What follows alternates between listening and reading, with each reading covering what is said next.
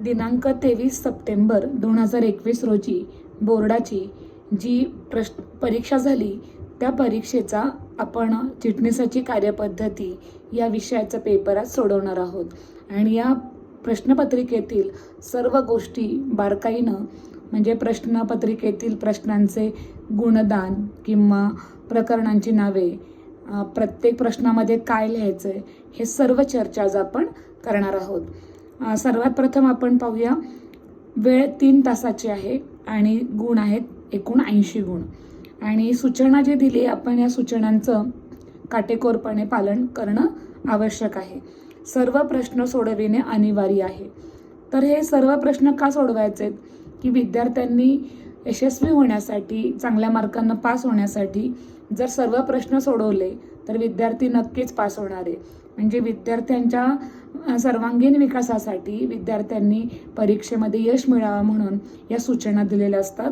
आणि म्हणून प्रत्येक विद्यार्थ्यांनी बोर्डाच्या प्रश्नपत्रिकेतील 8ही प्रश्न सोडवणे आवश्यक आहे. त्यानंतर दुसरी सूचना दिली आहे. उजवीकडील अंक प्रश्नांचे पूर्ण गुण दर्शवितात. उजवीकडील म्हणजे आपल्या प्रश्नपत्रिका समोर असल्यानंतर उजव्या बाजूला जे अंक असतात 5 गुण म्हणजे एकूण असे 20 गुण, हे उजवीकडील अंक पूर्ण गुण दर्शवितात. आणि तिसरी सूचना आहे. डावीकडील अंक प्रश्नांचे क्रमांक दर्शवितात. डाव्या साईडला जी आकडे असतात, प्रश्न पहिला अ ब क ड, प्रश्न दुसरा, हे प्रश्नांचे क्रमांक दर्शवितात. आणि शेवटची सूचना आहे. प्रत्येक प्रश्नाच्या उत्तराचा प्रारंभ नवीन पानावर करावा. म्हणजे नवीन प्रश्नावर नवीन पानावर घ्यावा. अनेक विद्यार्थी एकाच पानावर प्रश्न पहिला दुसरा तिसरा मग पुन्हा पहिला दुसरा असे प्रश्न सुरू करतात. तर असं न करता प्रत्येक प्रश्न नवीन पानावर लिहायचा आणि त्याचबरोबर प्रश्नक्रमानं सोडवायचे. आधेमध्ये प्रश्न सोडवू नका. आपण आता पहिल्या प्रश्नांचा आपण अभ्यास करणार आहोत. प्रश्न पहिला अ. खालील विधाने पूर्ण करा. आता खालील विधाने पूर्ण करा या प्रश्नामध्ये उत्तराचे पर्याय आपल्यासमोर नसतात. आपल्याला अचूक पर्याय इथे लिहायचा असतो. याच्या आधीचा प्रश्न कसा असायचा? दिलेल्या पर्यायांमधून योग्य पर्याय निवडा. तेव्हा 3 पर्याय असायचे आणि एक पर्याय आपण निवडायचो. परंतु या प्रश्नपत्रिकेतील या प्रश्न प्रकारामध्ये आपल्याला स्वतः अचूक प्रश्नाचं उत्तर इथे लिहायचं आहे. पहिला प्रश्न प्रकरण 12 मधला आहे. टिंबटिंब हा भारतातील सर्वात जुना भाग बाजार आहे. इथे आपण उत्तर लिहिणार आहोत मुंबई भाग बाजार. मुंबई भाग बाजार, ज्याला आपण शॉर्टमध्ये बॉम्बे स्टॉक एक्सचेंज म्हणजे BSE असे म्हणतो. म्हणजे मुंबई भाग बाजार हा भारतातील सर्वात जुना भाग बाजार आहे. दुसरा प्रश्न प्रकरण 2 मधील आहे. व्यावसायिक संस्थेला आवश्यक असलेल्या निधीला टिंबटिंब म्हणतात. तर याचं उत्तर आहे भांडवल. आणि प्रश्नाचं उत्तर असं असणार आहे पूर्ण. व्यावसायिक संस्थेला आवश्यक असलेल्या निधीला भांडवल म्हणतात. तिसरा प्रश्न प्रकरण 10 मधला आहे. लाभांशाचे वाटप टिंबटिंब यांना करतात. तर लाभांशाचे वाटप भागधारक यांना करतात किंवा नोंदणीकृत भागधारक जरी म्हटलात तरी ते उत्तर अचूक असणारे. नोंदणीकृत भागधारक लिहा किंवा नोंदणीकृत भागधारक, दोन्हीला तुम्हाला मार्क मिळणार आहेत. चौथा प्रश्न प्रकरण 9 मधला आहे. भारतीय डिपॉझिटरी कायदा टिंबटिंब यावर्षी संमत झाला. तर भारतीय डिपॉझिटरी कायदा 1996 यावर्षी संमत झाला. पाचवा प्रश्न प्रकरण 10 मधला आहे. कंपनीने त्यांच्या धनकोंना टिंबटिंब देणे बंधनकारक आहे. तर धनको आहेत म्हणून धनकोंना व्याज देणे बंधनकारक आहे. पहिला प्रश्न तुम्हाला कळाला असेल. पुन्हा एकदा खालील विधाने पूर्ण करामध्ये रिकामी जागा भरायची आहे आणि वाक्य पुन्हा लिहायचं आहे. इथे फक्त उत्तर लिहायचं नाही. उत्तरपत्रिका जरी असली तरी आपल्याला त्या ठिकाणी उत्तर लिहून वाक्य पूर्ण करायचं आहे. आता प्रश्न दुसरा आपला नेहमीप्रमाणे. खालील अ आणि ब गटातील दिलेल्या शब्दांच्या योग्य जोड्या जुळवा. अ गटामध्ये अ ब क ड ई 5 पर्याय आहेत आणि ब गटामध्ये त्याचे 10 प्रश्नांचे पर्याय आहे, उत्तरांचे पर्याय आहेत। या 10 मध्ये 5 पर्याय बरोबर आहेत आणि 5 पर्याय चुकीचे आहे। तर आपल्याला या पर्यायांचे अचूक उत्तर लिहायचे। आपण इथे उत्तरं मोठी असल्या कारणानं आपण उत्तरांचे इथे क्रमांक लिहिणार आहोत। उत्तरांचे क्रमांक मी समोर लिहिणार आहे। पहिला आहे स्थिर भांडवल, प्रकरण 1 मधला हा प्रश्न आहे। स्थिर भांडवलाचा इथे उत्तर आहे 4 नंबरचा पर्याय, जो तुम्हाला मी वाचून दाखवते। स्थिर मालमत्ता, म्हणजेच पहिलं काय दिलंय, स्थिर भांडवल हा अ गटातील प्रश्न आहे, त्याचं उत्तर आहे स्थिर मालमत्ता। म्हणजे आपण उत्तरासमोर इथे 4 हा आकडा आपण इथे लिहूया। पुढे आहे ब प्रकरण 3 मधला ESPS। ESPSचा अर्थ होतो एम्प्लॉईज स्टॉक परचेस स्कीम। हे प्रकरण 3 मधलं आहे आणि ह्याचं उत्तर आहे पर्याय नंबर 6, विद्यमान कर्मचाऱ्यांना देणे। म्हणजे ESPS हे विद्यमान कर्मचाऱ्यांना दिला जातो। याचा उत्तर आपण पुढे लिहूया 6 नंबर। क आहे अंतरिम लाभांश। अंतरिम लाभांशाचं उत्तर आहे 5 नंबरचा पर्याय, संचालक मंडळाकडून निश्चिती व घोषणा। त्याच्या पुढे आपण अंतरिम लाभांशासमोर 5 हा आकडा लिहू आणि अंतरिम लाभांश हे प्रकरण 10 मधला आहे। ड भागपेढी, प्रकरण 9 मधला आहे। ह्या भागपेढीचं उत्तर आहे 2 इलेक्ट्रॉनिक स्वरूपातील प्रतिभूतींचा परिरक्षक। भागपेढीचं उत्तर 2 इलेक्ट्रॉनिक स्वरूपातील प्रतिभूतींचा परिरक्षक। आणि शेवटची जी आपली जोडी आहे सेबी, प्रकरण 12 मधील सेबी, याचं उत्तर आहे 3 नंबरचा आपला पर्याय आहे प्रतिभूती बाजारातील गुंतवणूकदाराच्या हिताचे रक्षण करणे। तर ह्याचा पर्याय आपल्याला आहे 3 हा पर्याय आहे। एकदा पुन्हा मी सगळी उत्तरं सांगतेय। स्थिर भांडवल याचं उत्तर आहे स्थिर मालमत्ता। त्यानंतर ESPS ह्याचं उत्तर आहे विद्यमान कर्मचाऱ्यांना देणे। त्यानंतर अंतरिम लाभांश याचं उत्तर आहे संचालक मंडळाकडून निश्चिती व घोषणा। भागपेढीचं उत्तर आहे इलेक्ट्रॉनिक स्वरूपातील प्रतिभूतींचा परिरक्षक। आणि शेवटचा जो ईचा प्रश्न आहे सेबीचं उत्तर आहे 3 नंबरचं प्रतिभूती बाजारातील गुंतवणूकदाराच्या हिताचे रक्षण करणे। ब 5 मार्काचा झाला प्रश्न। आता क आपण सोडूया। खालील वाक्यातील अधोरेखित शब्द दुरुस्त करून वाक्य पुन्हा लिहा। आता आपल्याला इथे प्रश्न पहिला जो आहे तो प्रकरण 2 मधला आहे। बंधपत्र हे अल्प मुदतीचे निधी पुरवते। आता जो अंडरलाईन केलेला शब्द आहे तो काढून टाकायचा आहे, त्या जागी योग्य शब्द लिहायचा आहे आणि वाक्य पुन्हा लिहायचं आहे। तर ह्याचं उत्तर आहे बंधपत्र हे दीर्घ मुदतीचे। म्हणजे अल्प शब्द जाईल आणि त्या ठिकाणी दीर्घ मुदतीचे शब्द, आपल्याला मुदती शब्द आहे फक्त अल्पच्या ऐवजी दीर्घ शब्द लिहायचा आहे आणि वाक्य आहे तसं पूर्ण करायचंय। उत्तर असं होईल बंधपत्र हे दीर्घ मुदतीचे निधी पुरविते। प्रश्न दुसरा जो आहे तो प्रकरण 11 मधला आहे। अस्तित्वात असलेल्या प्रतिभूतींच्या पुनर्विक्रीचे व्यवहार प्राथमिक बाजारात केले जातात। आता आपल्याला इथे प्राथमिक शब्दाऐवजी त्याचं उत्तर लिहायचंय दुय्यम बाजारात केले जातात।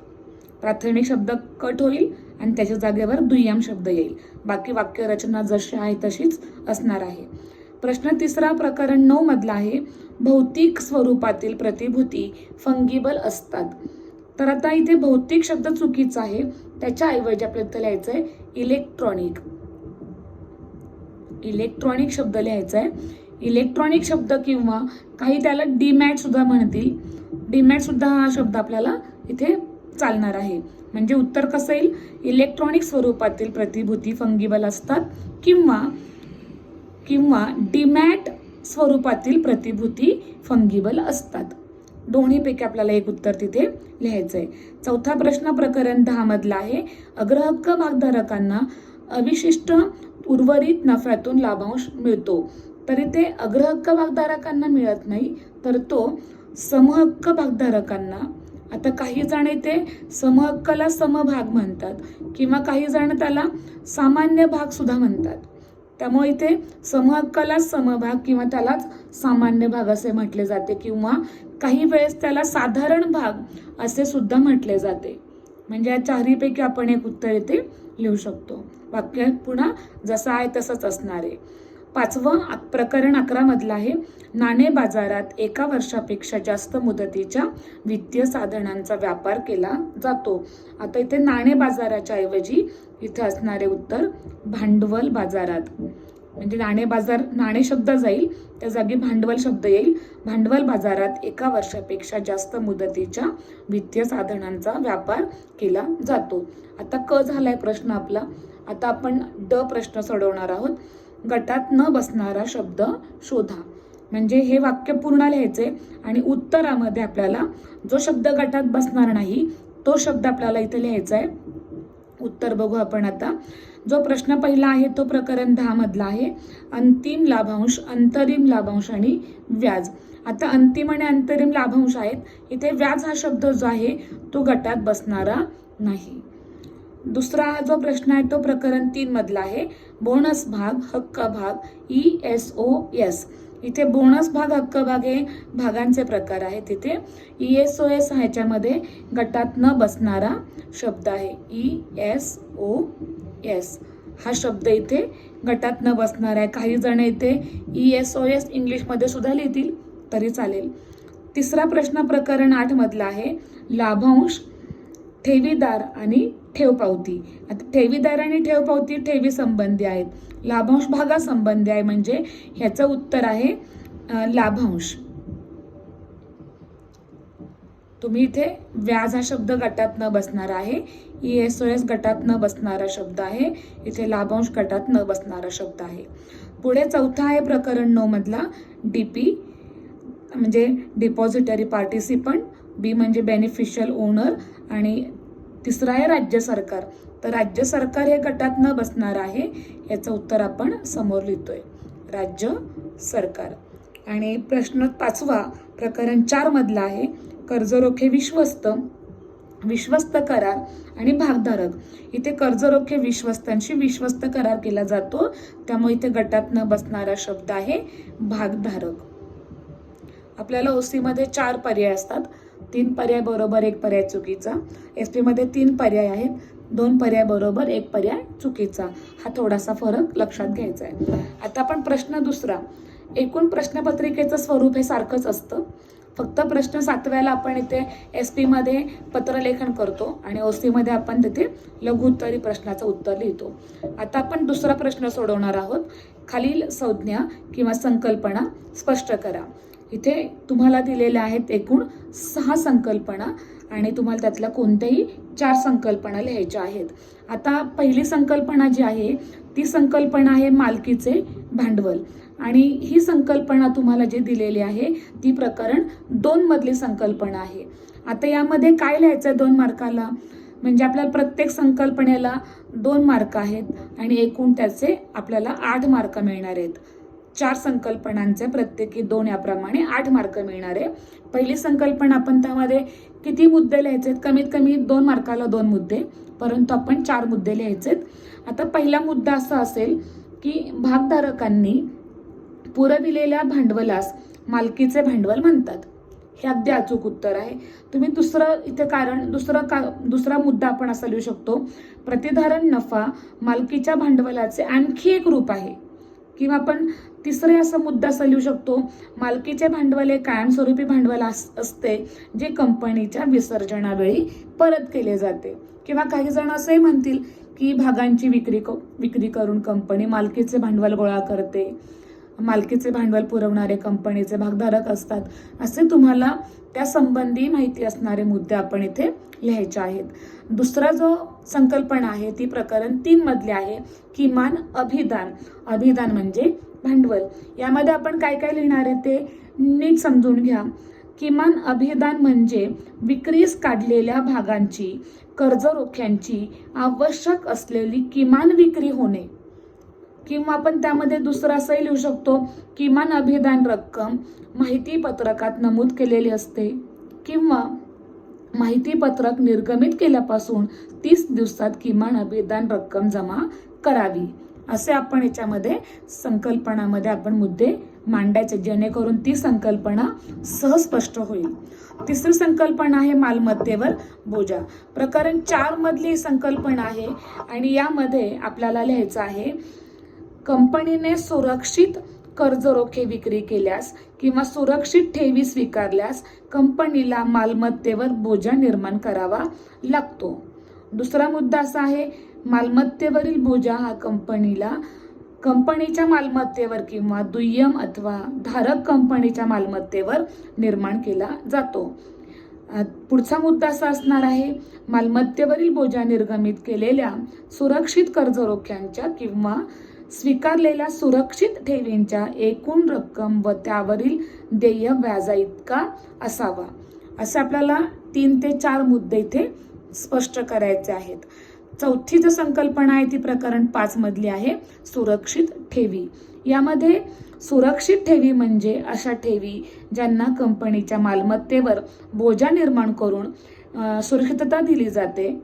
दुसरा पॉइंट त्याच्यामध्ये असा लिहायचा आहे, मालमत्तेवर बोजा ठेवी स्वीकारल्यापासून 30 दिवसांच्या आत निर्माण करावा लागतो.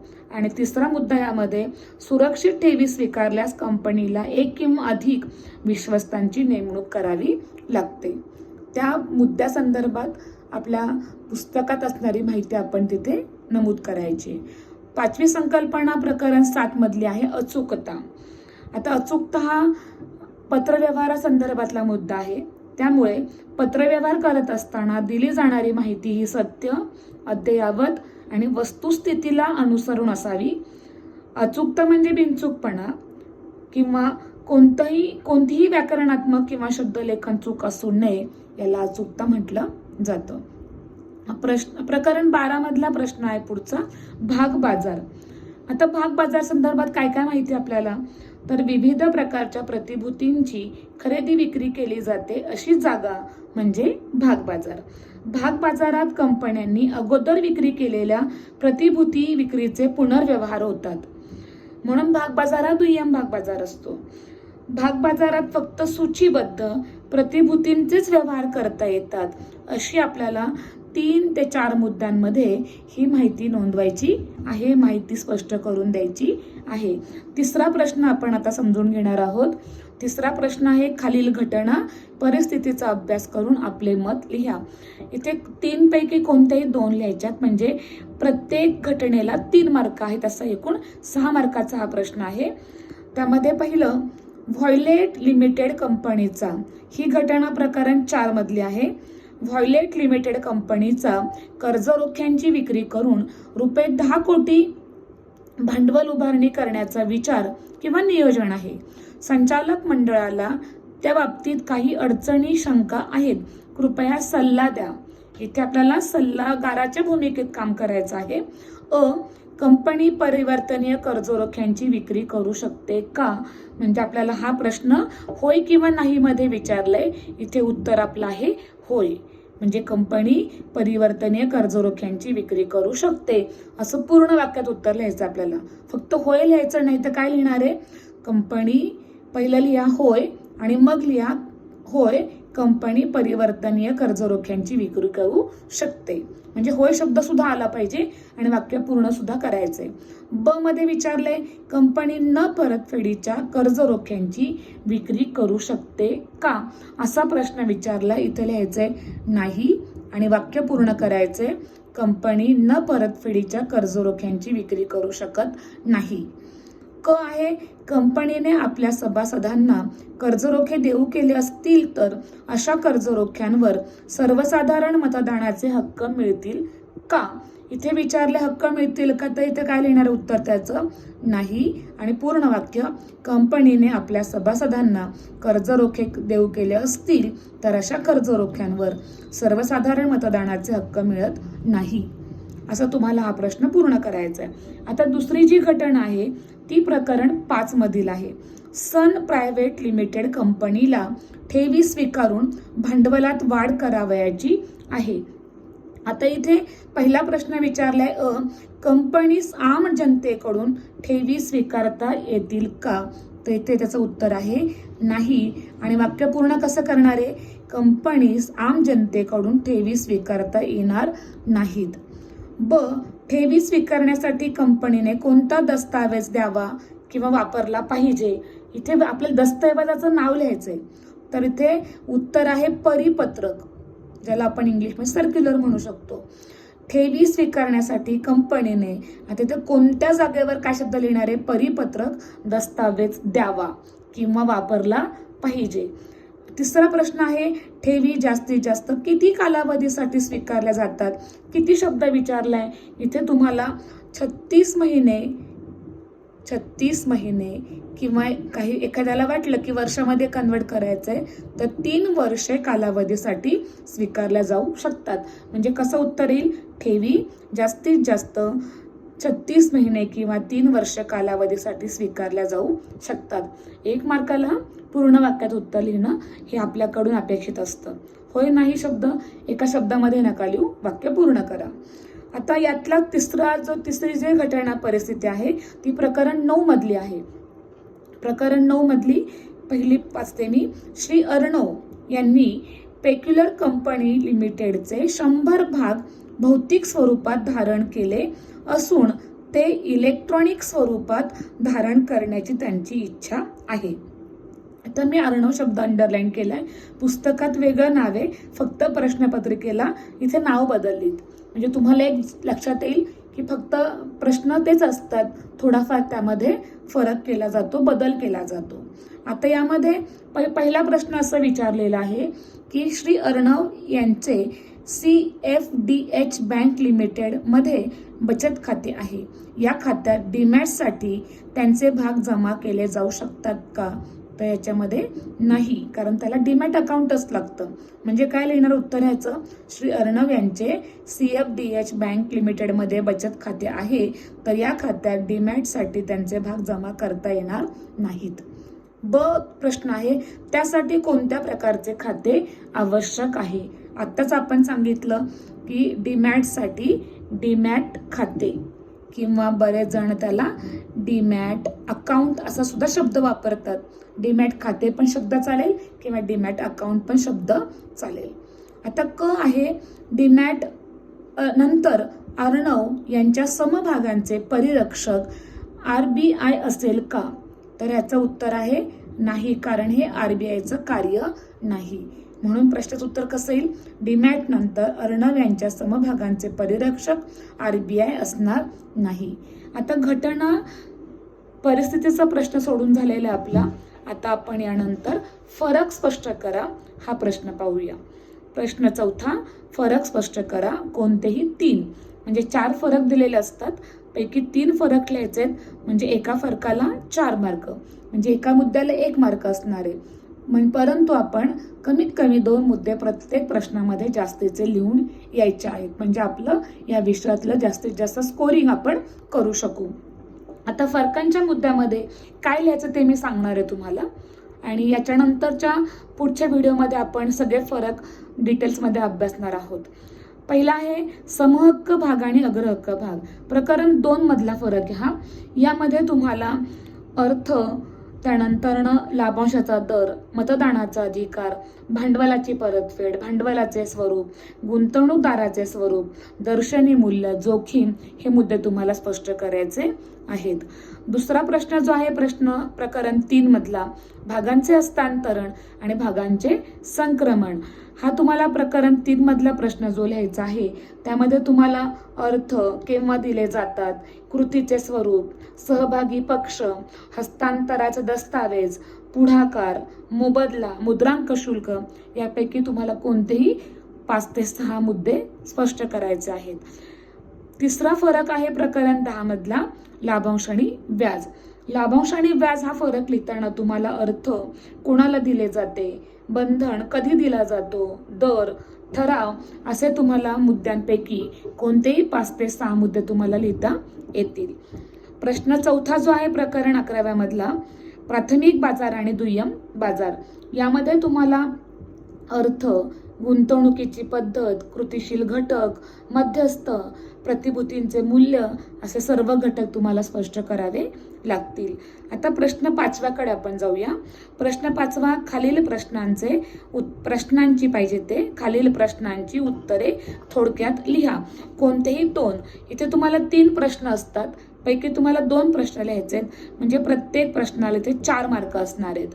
आता प्रकरण 1 मधला पहिला प्रश्न आहे, स्थिर भांडवलाच्या आवश्यकतेवर परिणाम करणारे कोणतेही 4 घटक. म्हणजे 4च घटक आपल्याला लिहायच्याचा अर्थ असा नाही होते. 4 घटकांना 4 मार्क आहेत, परंतु आपण 2 घटक एक्स्ट्राचे आपण लिहायचे आहेत. आता हे घटक कोणतेही मी सांगते, पैकी तुम्ही कोणतेही 6 किंवा 7 घटक लिहू शकता. त्यामध्ये व्यवसायाचे इथे स्वरूप असणारे, व्यवसायाचे आकारमान, व्यवसायाची व्याप्ती, भाडेतत्वाचे प्रमाण, त्यानंतरनं उपकराराची समस्या, जुन्या मालमत्तेचे संपादन, सवलतीच्या दरात मालमत्ता संपादन, आंतरराष्ट्रीय स्थिती, अर्थव्यवस्थेचा कल, लोकसंख्येचा कल, त्यानंतरनं ग्राहक प्राधान्य आणि स्पर्धात्मक घटक, अशा 12 घटकांपैकी तुम्ही कमीत कमी 6 घटक इथे स्पष्ट करायला पाहिजेत. आता दुसरा जो प्रश्न प्रकरण 4 मधला आहे, कर्जरोखे विक्री करण्यासाठी कंपनी कायदा 2013 मधील कोणतेही 4 तरतुदी लिहा. जरी 4 तरतुदी विचारल्या असतील तरी लक्षात ठेवा 2 मुद्दे जास्तीचे लिहायचे. एकूण तरतुदी आपल्याकडे 9 तरतुदी आहेत. पैकी पहिली तरतूद, मतदानाचा अधिकार नाही. कर्जरोख्यांचे प्रकार, व्याज देणे व परतफेड. 4 नंबर, कर्जरोखे प्रमाणपत्र. 5, कर्जरोखे परतफेड राखीव निधी निर्माण करणे. 6, कर्जरोखे विश्वस्तांची नियुक्ती. 7, कर्जरोखे विश्वस्तांना NCLTशी संपर्क, निर्बंध लादणे. त्यानंतरनं कंपनी कायद्यातील तरतुदींचे उल्लंघन केल्यास शिक्षा. अशा तुम्हाला 9 मुद्द्यांपैकी कोणतेही 4 मुद्दे इथे आपल्याला स्पष्ट करायचे आहेत. त्यानंतरनं तिसरा जो प्रश्न आहे, गुंतवणूकदारांच्या दृष्टीने भागपेढी पद्धतीचे कोणतेही 4 फायदे स्पष्ट करा. प्रकरण 9 मधला हा प्रश्न आहे. जरी 4 विचारले तरी आपण 2 मुद्दे नेहमीच एक्स्ट्रा लिहिणार आहोत. पैकी एकूण 8 मुद्दे आहेत. पहिला मुद्दा, जोखमीचे निर्मूलन, सुरक्षितता, सोपे भाग हस्तांतरण, खात्यावरील अद्ययावत माहिती व सूचना, कर्जास्तारण, संच खरेदीची आवश्यकता नाही, नामनिर्देशन सुविधा, स्वचलित जमा नावे. अशा 8 मुद्द्यांपैकी कोणतेही 6 मुद्दे इथे आपण स्पष्ट करणार आहोत. पुढचा प्रश्न आहे 6वा, खालील विधाने सकारण स्पष्ट करा. कोणतीही 2, आपल्याला एकूण 4 विधानं असतात, त्यापैकी 2 उदाहरणं आपल्याला सोडवायची. याला प्रत्येकी 4 मार्क आहेत. एकूण 8 मार्काचा प्रश्न आहे. प्रकरण 2 मधला पहिला प्रश्न आहे, बंधपत्रधारक कंपनीचा धनको असतो. आता धनको असतो आपल्याला माहिती आहे, ही सगळी विधानं बरोबर असतात, त्यामुळे ते बरोबर चूकचा प्रश्न नाहीये. सगळी विधानं बरोबर आहेत. आपल्याला कारणं देऊन ती विधानं बरोबर का आहेत ही कारणं सांगायची. आता पहिलं कारण असं असणार आहे, बंधपत्र ही एक कर्जाऊ प्रतिभूती असून कर्जाऊ रक्कम व्याजाच्या परतफेड करण्याचा हा औपचारिक करार आहे. 2, बंधपत्रधारक म्हणजे अशी व्यक्ती जिने कंपनीला कर्जाऊ पैसे दिलेले असतात, त्यामुळे बंधपत्रधारक कंपनीचा धनको असतो. पुढचं कारण, बंधपत्रधारक धनको असल्याने व्याजाच्या रूपात परतावा मिळतो. आणि चौथं कारण आहे, बंधपत्रधारकास मतदानाचा हक्क, कंपनीच्या व्यवस्थापनात सहभागी होण्याचा हक्क नसतो. अशा आपल्याला कारणं देऊन हे विधान सहकारण स्पष्ट करायचं आहे. दुसरं विधान आहे प्रकरण 4 मधलं, कंपनीला सुरक्षित कर्जरोख्यांची विक्री करताना आपल्या मालमत्तेवर बोजा निर्माण करावा लागतो. विधानं सगळीच बरोबर आहे, मी सांगितले तुम्हाला. त्याची कारण, आता पहिलं कारण, सुरक्षित कर्जरोखे म्हणजे असे कर्जरोखे ज्यांना कंपनीच्या मालमत्तेवर बोजा निर्माण करून सुरक्षितता दिली जाते. दुसरा मुद्दा, कंपनी तिच्या मालमत्तेवर बोजा निर्माण करून कर्जरोख्यांद्वारे उभारलेली रक्कम परत करण्याची खात्री देते. 3, मालमत्तेवरील बोजा हा कंपनीच्या मालमत्तेवर किंवा तिच्या दुय्यम अथवा धारक कंपनीच्या मालमत्तेवर निर्माण केला जातो. चौथं कारण, मालमत्तेवरील बोजा निर्गमित केलेल्या कर्जरोख्यांची एकूण रक्कम व त्यावरील देय व्याजा इतका असावा. आणि त्यातलं शेवटचं कारण आहे, भांडवलाची परतफेड करता न आल्यास कंपनीला सदर मालमत्ता विकून कर्जरोखेधारकांना रक्कम परत करावी लागते. आता पुढचं तिसरं कारण आहे, अंतरिम लाभांश वाटपाकरिता सभासदांच्या मंजुरीची आवश्यकता नसते. प्रकरण 10 मधला हा प्रश्न आहे. त्याचं कारण आहे, अंतरिम लाभांश म्हणजे 2 वार्षिक सर्वसाधारण सभांमध्ये जाहीर केला जाणारा लाभांश. दुसरं कारण, कंपनीची नियमावली संचालक मंडळास अंतरिम लाभांश जाहीर करण्याची अधिकृतता देते. तिसरं कारण आहे, अंतरिम लाभांश संचालक मंडळ निश्चित करते व जाहीर करते. संचालक मंडळाच्या सभेत ठरावाद्वारे तो निश्चित केला जातो. आणि चौथं कारण आहे प्रकरण 12 मधलं, भारतीय प्रतिभूती विनिमय मंडळ, ज्याला सेबी म्हणतो आपण, भारतातील प्रतिभूतींच्या व्यवहाराचे नियमन करते. ह्याचं कारण आहे एक पहिलं कारण म्हणजे 1992 मध्ये सेबी कायदा 1992 अन्वये वैधानिक संस्था म्हणून स्थापना झाली. दुसरं कारण, प्रतिभूती बाजारात प्रोत्साहित करणे, गुंतवणूकदारांच्या हिताचे रक्षण करणे व प्रतिभूती बाजाराचे विश्लेषण नियमन करणे या उद्देशाने सेबीची स्थापना झालेली असते. 3. सेबी भारतातील सर्व भाग बाजारांचे नियमन करते. 4.